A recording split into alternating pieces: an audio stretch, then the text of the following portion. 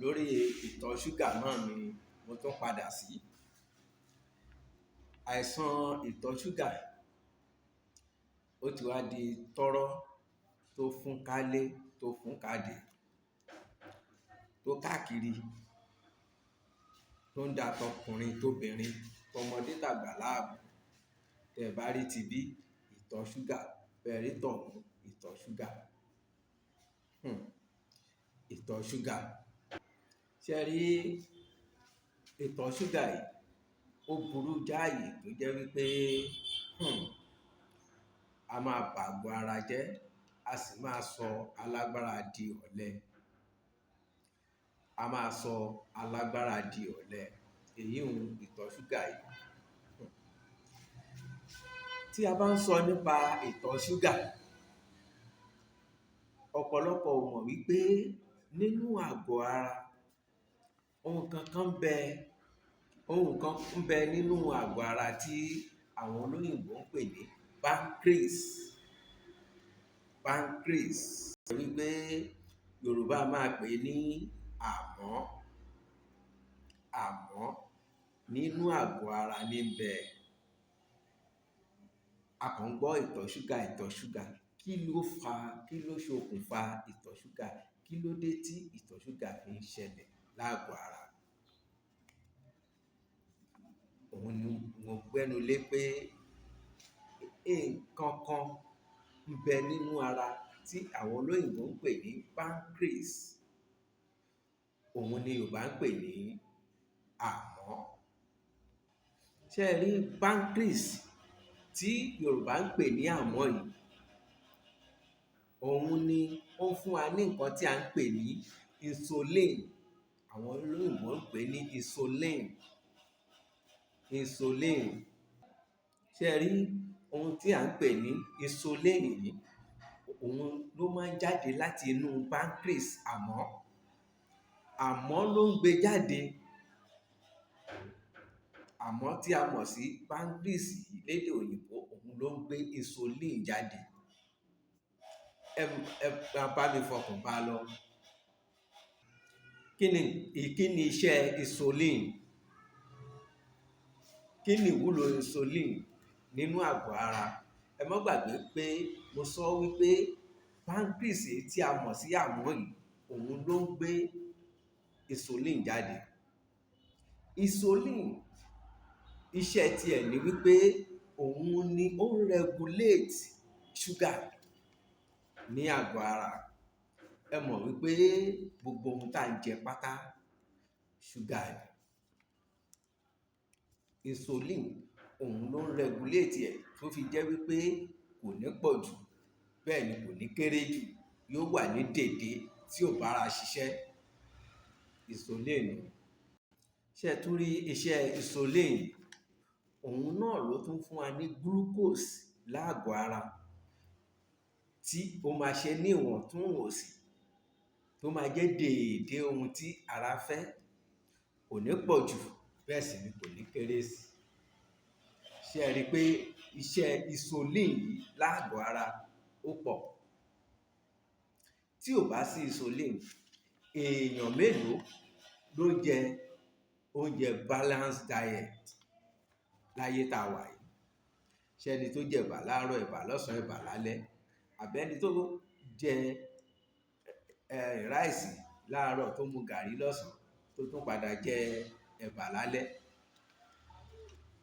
Èèyàn mélòó ló jẹun tán tó jẹ èso lé lórí?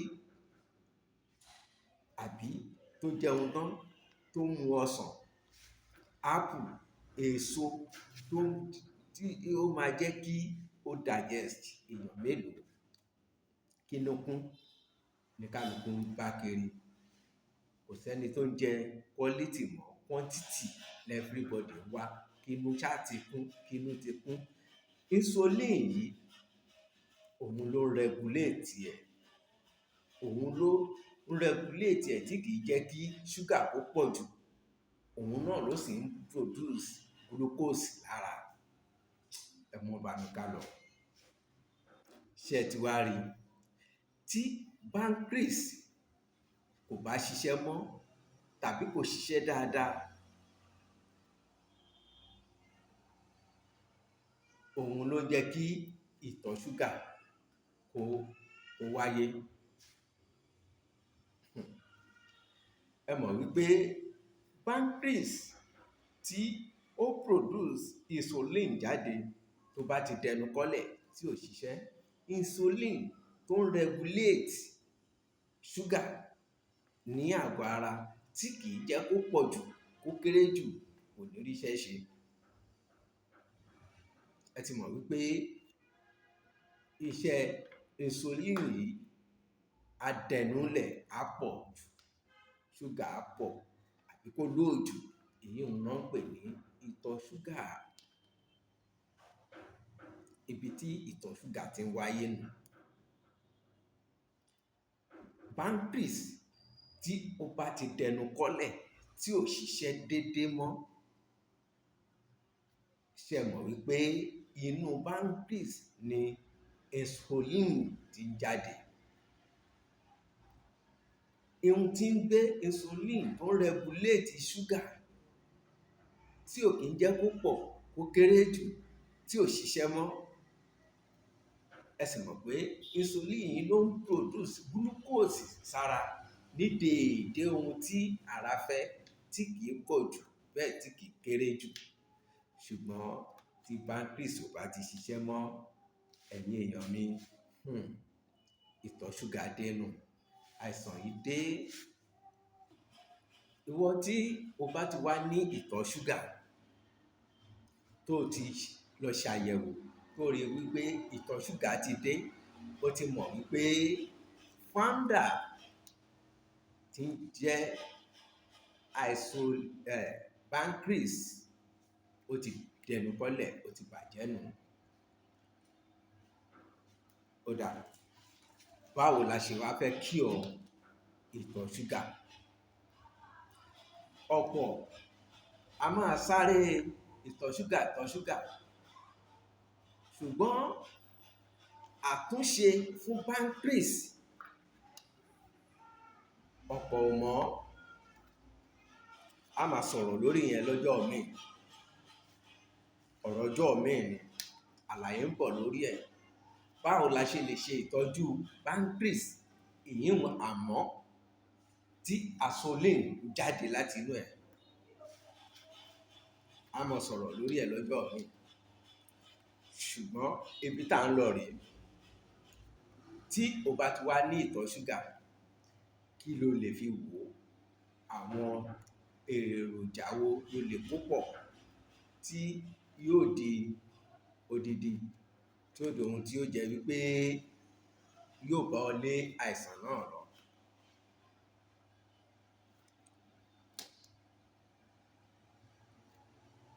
Oògùn wà lọ́sípítà rẹpẹtẹ. Bẹ́ẹ̀ sì ni oògùn bẹ ní ti jáwéjágbò ìbílẹ̀. O mọ̀ wípé èmi ò kí ń ṣe dókítà olóyìnbó. Mo ò kí ń ṣe dókítà olóyìnbó, ṣùgbọ́n nípa jáwéjágbò, nípa àìsàn ara, Elédùà jogún ẹ̀ fún mi, mo sì bá lọ́wọ́ àwọn bàbá mi. Kí ọ̀nà wo lẹ lè gbà treat ìtọ̀ ṣúgà?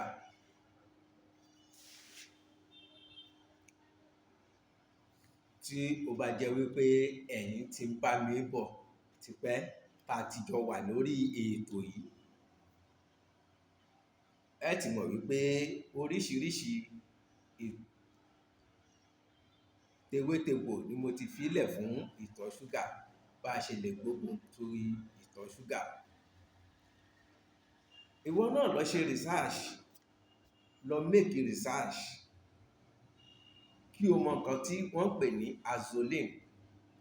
Ṣe research lórí nǹkan tó ń pè ní pancreas, iṣẹ́ tó ń ṣe, kí ni effect ẹ̀ lára. A sọ ọ̀rọ̀ lórí ẹ̀ lọ́jọ́ míì, bá ṣe lè treat àwọn nǹkan wọ̀nyí, a sọ. Ṣùgbọ́n ẹ jẹ́ kí n fún wa ní àwọn nǹkan tá a lè fi gbógun ti ìtọ̀ ṣúgà. Àkọ́kọ́ náà, gbogbo wa la mọ ewé kórópọ̀ọ́. Ẹ lọ bá mi wá ewé kórópọ̀ọ́, ẹ tú tìgbòtìgbò. Mo ti fi lẹ̀ lórí ètò yìí rí. Ẹ tú tìgbòtìgbò tòun ti gbòǹgbò, ẹ tú kó pọ̀ dáadáa. Ẹ lọ bá mi ra kànáfùrù, jíńjà bàká, áyù, ẹ gbọ́ mi bí? Jíńjà bàká, áyù, ẹ̀pà kún, ẹ wá sè é lórí alẹ́, ẹ sè é kó jiná dáadáa. Láàárọ̀ kùtù kẹ́ ẹ tó jẹun, ẹ gbé kaná, ẹ wọ́ọ̀mù ẹ̀ kó gbóná wá. Ẹ mú láàárọ̀, ẹ mú lọ́sàn-án, ẹ mú lálẹ́. Èyí ń jẹ́ wípé tẹ́ ẹ bá fẹ́ mú láàárọ̀, inú òfìfo ni kẹ́ ẹ mú sí kẹ́ ẹ tó jẹun. Tó bá dọ̀sán, kó tó di pé ẹ jẹun ọ̀sán, ẹ mú bẹ́ẹ̀ náà lálẹ́. Mo fi ń dá yín lójú wípé tẹ́ ẹ bá lò ó láàárín ọ̀sẹ̀ kan, ẹ padà kẹ́ ẹ lọ ṣe test. Èmi ọmọ Ewéjẹ́, Ọláwálé ọmọ Ewéjẹ́, mo fún yín. Kò jù báwọn lọ. A tún sọ̀rọ̀ lórí àwọn nǹkan méjì tó kù, pancreas and asolane. Títí dìgbà náà tá ó pàdé. Èmi ọmọ yín, àbúrò yín, ọ̀rẹ́ yín, olólùfẹ́ yín, Ọláwálé ọmọ Ewéjẹ́. Ire o, ire kàbìtì.